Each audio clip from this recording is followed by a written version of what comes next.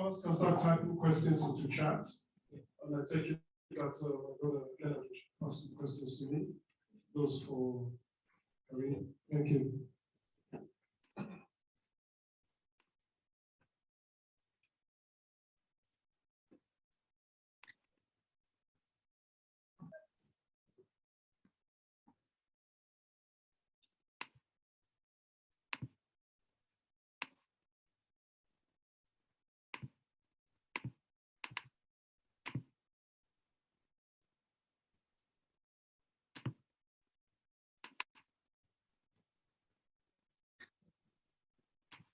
Okay, good, great. Confirm you can see my screen? Yes, we can. Any chance you can do on presentation mode? Okay, thank you. Good, thank you very much. Eh? Yeah. All right, so my name is Chris Tenga, and thanks CTO. I hope you're all having a great time. Thanks to my predecessor for a wonderful presentation on data analytics. It has cleared quite a couple of topics, quite a couple of points. I'll just ride on those points to deliver my presentation. So I was given the topic performance analytics, and I'll focus on how we can use analytics in performance management. And I think I would like to go on to the key question. The key question is there a problem? I'd like to take just a few seconds just to invite from the floor, probably, I think that would suit those of our delegates that are attending online, just to say, are you having a problem in terms of performance measurement? Any comments? I hope I'll be able to see the comment section. And you can feel free to share your comments as I go through my presentation. I'll be picking the comments on the go as I proceed. So warm welcome, colleagues, and thanks. It's great to connect with you all from wherever you are attending this from, those that are in place in situ in the UK at the venue. Those that are also attending live, like myself here, all the way from South Africa, that is in Africa. So I just hope that you're having a great time, both learning and connecting and networking as well. But let me begin to address this question: is there a problem? It depends with, I think, the maturity model of your performance and talent management program, I guess, or at least I've seen from my own experience. But I also presume that we have a couple of problems that we can say they are really universal and they are shared. Let me share just a few also from my experience. So what we already know is that PMS is the oldest, human capital management practice and activity. And when you look at, performance management, and it started in time immemorial, we can, scroll back into history and look for examples of performance management. So it's very well established. And therefore, it's supposed to be the easiest, okay? But it still remains, the archives here, it still remains very difficult. And where is the problem? And I'm going to address this problem from a data perspective. What I've also noticed, which takes me to my point number 2 in terms of is there a problem, is this. So my organization, Allaboard Africa, we are very much involved in a consultancy type that we call competence model development and skills gap analysis, what we have traditionally understood as skills auditing. Of course, we no longer use skills auditing. We want to remove the, paranoia that follows the word audit. We know what auditors do, so we have tried to fashion a nice name, skills gap analysis. We are essentially doing the same thing. But in my experience, I think for the last, I would say 10 years, really, I think from around 2013, 2014, thereabout, whenever we are auditing competencies in an organization at individual employee level, And then, so one of the ways in which we try to make sense of everything, obviously, and reach our report is that we try to triangulate what we call the competence index CI. And the competence index CI is really the competence of a person. And we plot it obviously on a competence or proficiency continuum, you know, your basic, your none, your proficient, your expert, your master, and what have you. Now, here's the thing. What we've always found is that when managers are rating the competencies of their employees, they're very candid, okay? And they rate, a manager rates their employees and say, you know what, this employee is not competent, that one is competent to this level and what have you. But when you triangulate the competence index for the employees with the performance ratings, and then here is the problem. And what we have normally seen is that there is a weak correlation between the performance appraisals, at least the scores from the performance appraisals that we get, you know, suppose you analyze it over the last 4 or 5 years, we refer to what we call the moving average.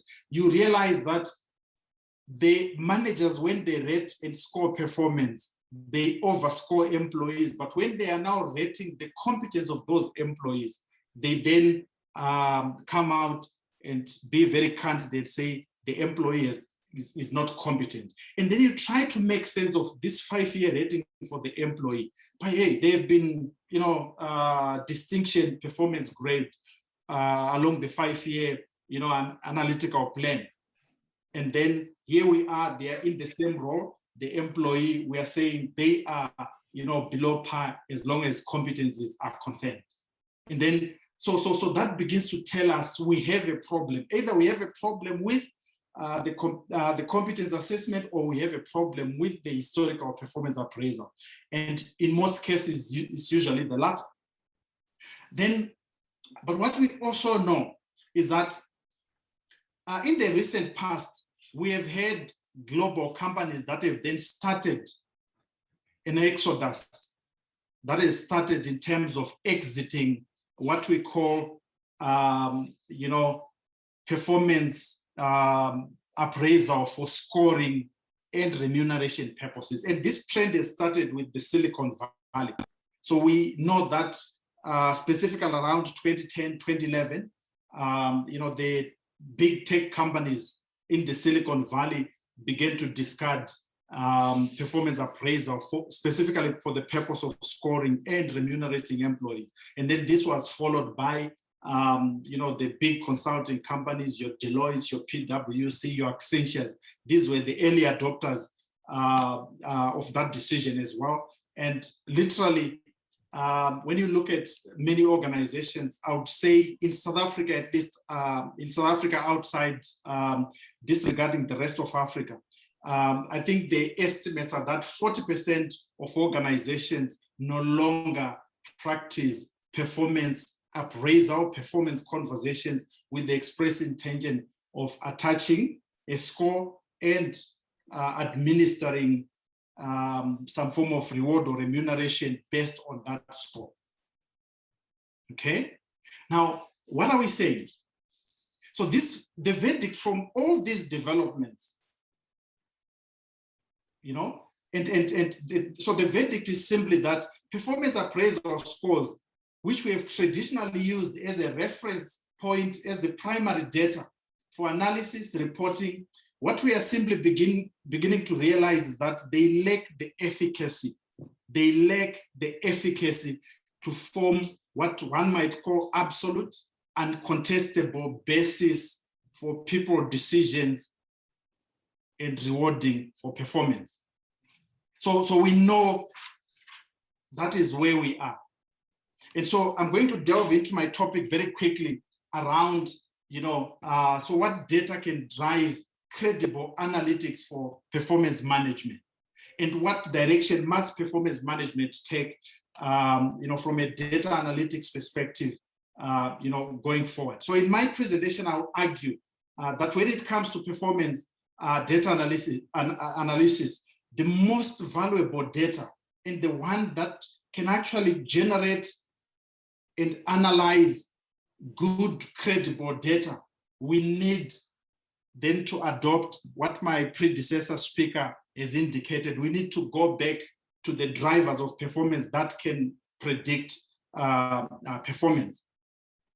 And so I'm going to focus the rest of my presentation around what are performance drivers and how can we allocate and focus analytics around performance drivers rather than the historical review mirror analysis that we have done looking at the end of cycle performance appraisal, which I agree, and I hope you agree, is become very limited in terms of its utility to decision making about employees.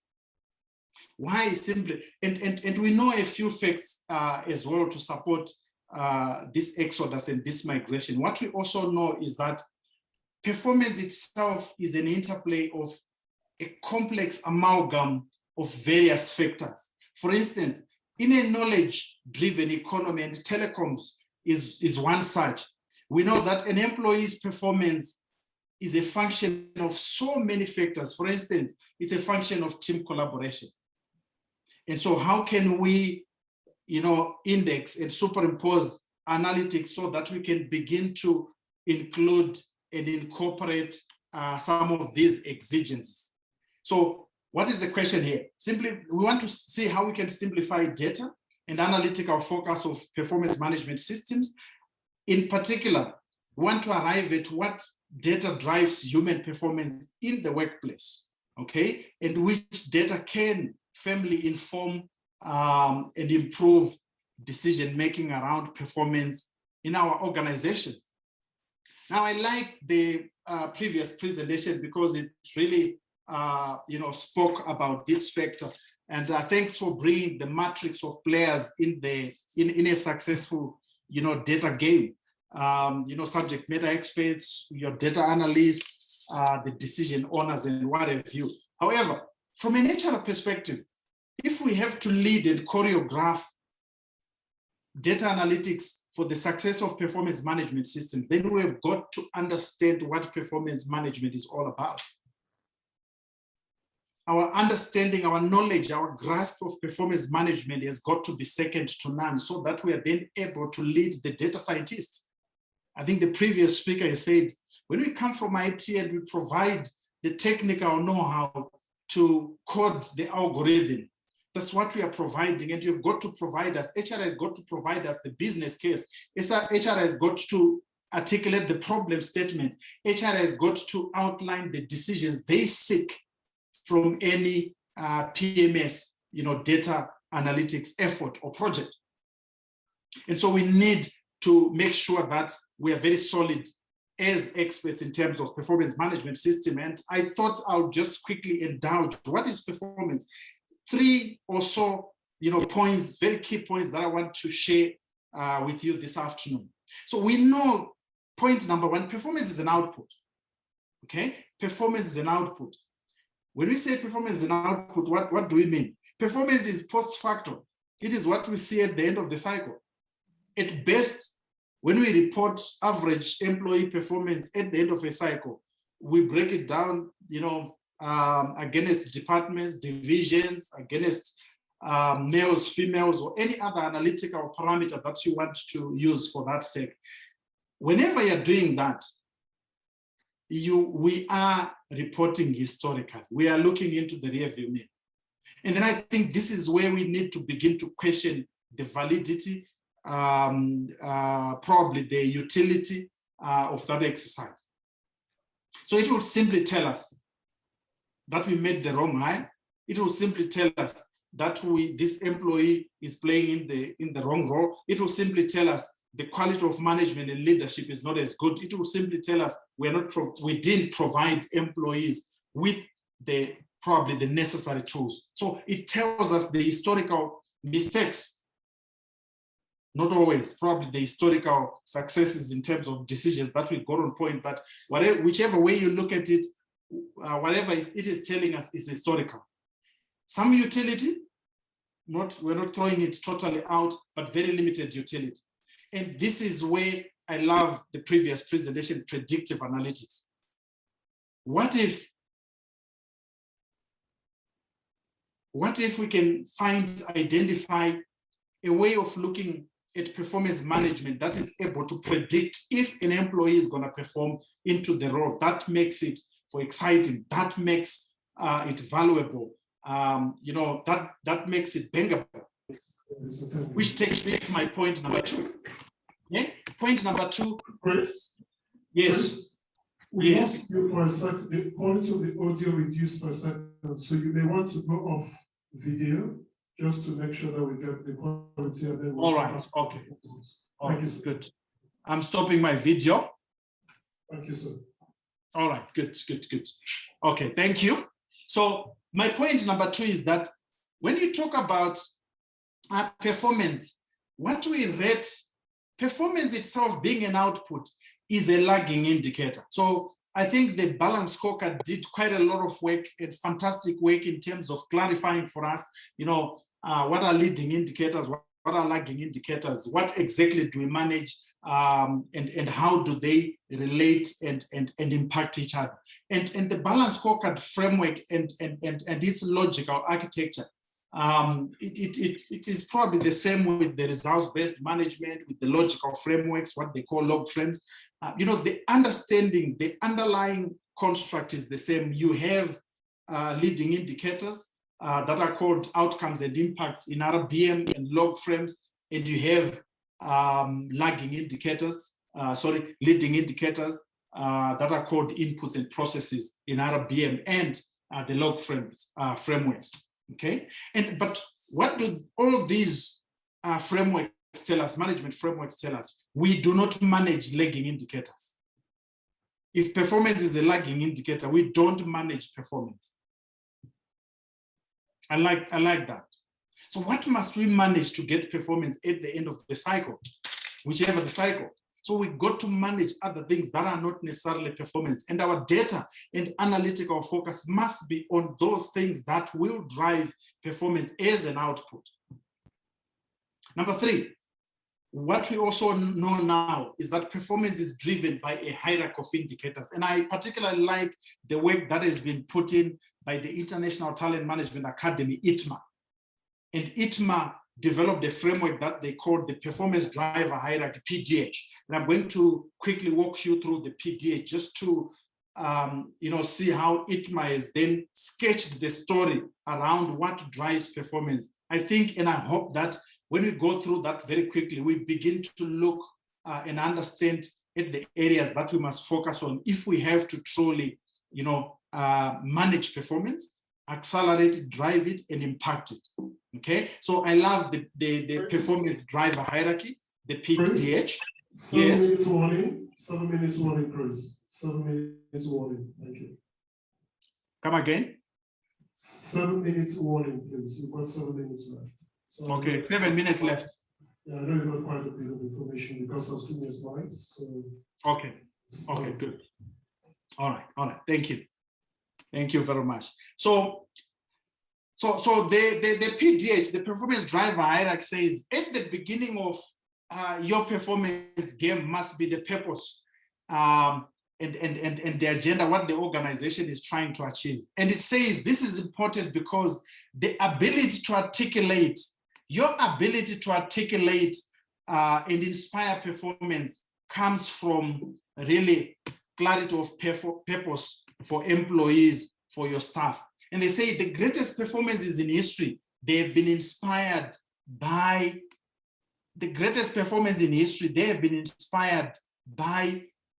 exciting purpose. Okay, and so it's important for us to articulate the organization's purpose. It becomes important for us to articulate the purpose of the organization. Sorry, I'm just trying to manage. All right. Okay. Good. So there was some interference on my. Okay. Good. And so when we talk about purpose and clarity, what can we manage from an analytical perspective? What can we begin to focus on? I would want to focus on how widely communicated the strategic agenda is, the organization's purposes. I would want to analyze how well cascaded, how well translated it is. I would want to understand whether employees also understand where we are going, whether employees understand the priorities, whether employees understand that which the organization had said it's important. And we know that when the moment we begin to talk about millennials and Gen Z, we know that these are purpose-pulled. And because they are purpose-pulled, it becomes important for us that we understand, we analyze, we measure not only the awareness to the purpose and strategic agenda of our organization, we also measure the emotional connection to that as well. Okay, that becomes important. And for me, it becomes an area of immediate, analytical focus. Number two, organization design that works. At this level, very limited understanding and very limited direct link with probably performance and performance analytics. But we know at some point we're able to scan some relationships. So we know that design is an OD function. And OD managers can assess the importance aspects, such as the level at which employees are clear about their roles. So these become very immediate analytical focus. Okay, I want to know, and I would love to assess, are employees clear about their roles? Are they clear about their deliverables? Are they clear about the KPIs, the key interfaces that drive performance within their roles? Okay, and are those roles, KPIs, key interfaces, etc., are they well cascaded across the organization? At the third level, and which begins to get quite exciting as far as performance management is concerned, is talent and competencies. Okay, talent and competencies. Why? Because the quality of people, the quality of the people we hire, and the quality with which we onboard them is a massive but very immediate bearing on their performance. In fact, we see this as the first direct level where you can authoritatively link hiring table decisions to performance. Okay? Very immediate linkage, very clear linkage. And what are some of the analytical points here? Ability. I would love to understand the general mental ability, the IQ, that psychometric, that magical score that employees and people, newcomers that I'm bringing into the organization has. I would want to understand organizational affinity, a little bit very subjective, a little bit soft in terms of a parameter to measure, but very important.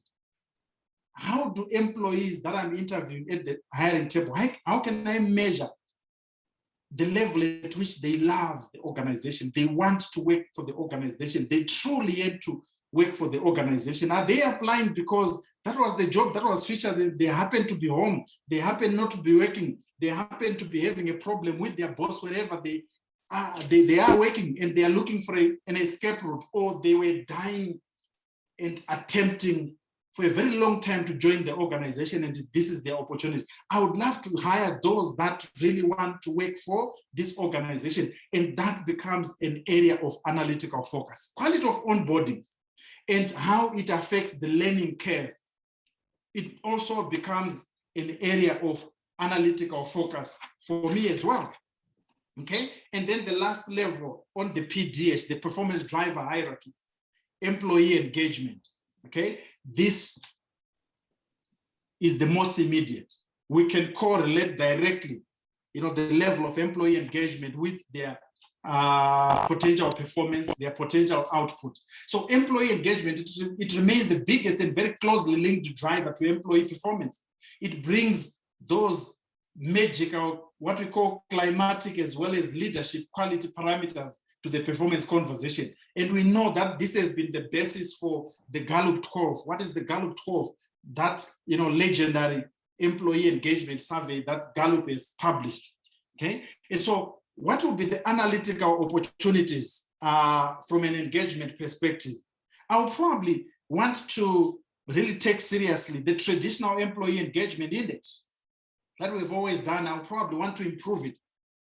It still remains quite important. We may then enrich it, we may enhance the angle of analysis, we may support it with focus group conversations, very deep delve, just to thrash certain specific issues that are emerging therefrom, but it remains important. I would also want to introduce a team climate inventory, TCI.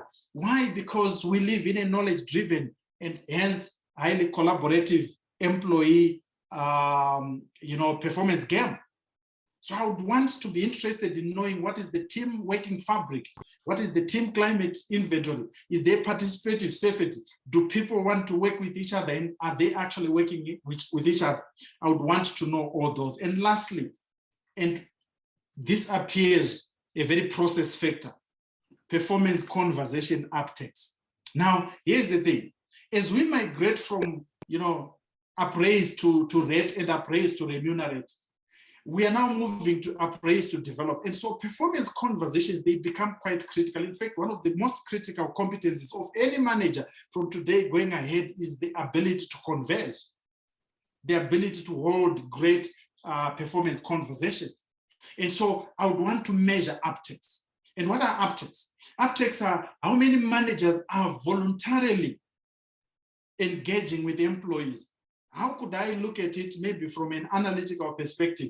It will be qualitative, but I would want to have a sense of what is the average number of deliberate conversations that an employee is having with their manager. And these are very voluntary. These are not, being authored and enforced, by HR or anyone within the organization. I would want to have that because that gives me a very clear indication that there are conversations around performance that are happening. And so when you talk about performance, yes. Please wrap up, sir. Thank you. Yes. I'm on my last slide. Okay. So what are the analytical points when it comes to performance management? I would want to know the hiring table analytics. I've spoken about ability. I've spoken about affinity. I would want to know the onboarding, the quality of onboarding, how it impacts the learning curve and how people reach their peak performance early into the process of joining the organization. And then at the engagement level, I would like to know team climate inventory. I would like to know uptakes, but I would also want to know the traditional employee engagement statistics. So in conclusion, what could we start to do today, tomorrow, next week, when it comes to transforming the analytics that drive performance management? Number one, let's improve analytics at the hiring table. Why? Because people's performance is fundamentally a function of their competence and their talents. Let's bring in competence, let's bring in talents. We can predict a significant portion of people's performance. We can by looking at the human capital balance sheet of every employee when they join our organizations. That becomes key. We must improve analytics. That's point number two. We must improve analytics on employee engagement. When we do this, we acknowledge the importance of the two key drivers of employee performance from an engagement perspective. One, the quality of leadership and management. Number two, the quality of the work climate. Three, I would want to measure uptakes of performance conversations. It becomes key. I would then have the satisfaction that conversations are happening. And then I will extrapolate and say, if conversations are happening, I'm sure we are tending to performance. And then what is then left when all this is said and done is simply to see the output, that lagging indicator, which is hopefully great performance. Ladies and gentlemen, thank you for your time. Over to you, Mr. Chair. Thank you.